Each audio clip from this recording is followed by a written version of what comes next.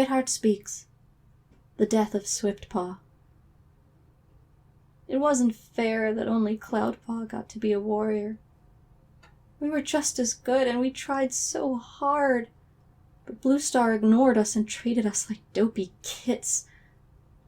Swiftpaw said we should do something so brave that Bluestar would have to make us warriors too.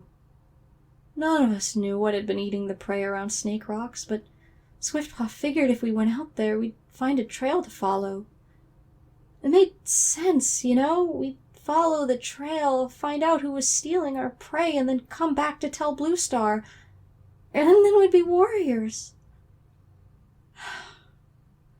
Swiftpaw knew a way out through the ferns behind the Elder's Den, so we sneaked out just before dawn and headed for Snake Rocks.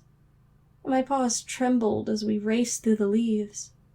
I knew my mentor, Whitestorm, would be angry with me, but apprentices aren't supposed to leave the camp without permission. But he'd be so impressed when I helped save the clan.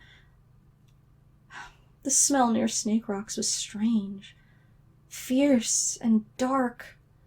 I slowed down, but Swiftpaw kept running. "Swiftpaw!" I hissed as he scrambled over a fallen tree. "Be careful!" "Don't worry," he called back. "There's nothing here."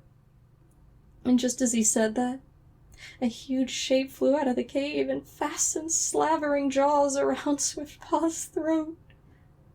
It was a dog, the largest I'd ever seen. I wanted to run away more than I've ever wanted anything, but I couldn't leave Swiftpaw behind. Swiftpaw wrenched himself around, snarling and twisting, but the dog shook him like he was a squirrel, and then threw him to the other side of the clearing. I ran over and saw that he was bleeding, but he managed to stand, turn, and fight. The dog came towards us, its head low, its teeth bared and gleaming. I crouched, waiting until it was a mouse length away, and then I lashed out and raked my claws across its face. It jumped back with a yelp, and for a moment, I thought, "We'll be okay. It's just one dog, and there's two of us." And then I saw the others. There were at least 6 dogs ranged across the clearing, all of them 4 times our size or bigger. They growled so loud it felt like the earth was shaking. "Back, back," they snarled. "Kill, kill."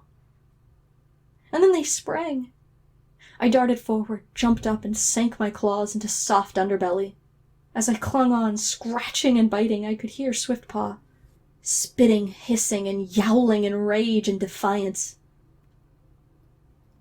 The world turned upside down, and the air was knocked out of me.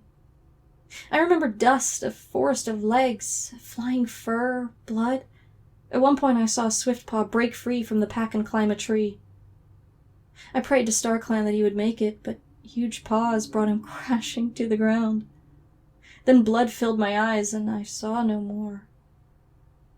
I could still hear, though, and among the growling and snarling there were yelps, too. I don't know when the end came for Swiftpaw.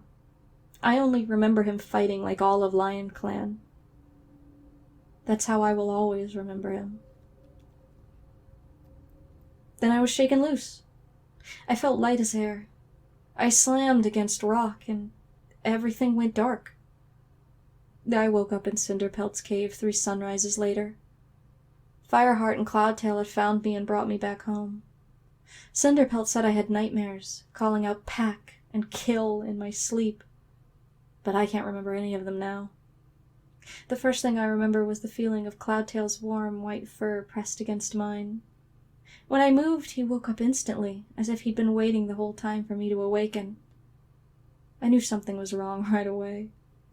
It wasn't just the pain. My face felt frozen, and I couldn't see anything on one side. I had lost an eye. When I saw what the dogs had done to me, I wished I had died fighting beside Swiftpaw. And then Bluestar gave me my warrior name, Lost Face, and I no longer knew who I was. I would not have survived that dark time if it weren't for Cloudtail. He gave me another destiny, and I knew that no matter what I looked like, it would be all right. As long as Cloudtail loved me, I was no longer Lost Face, but Brightheart.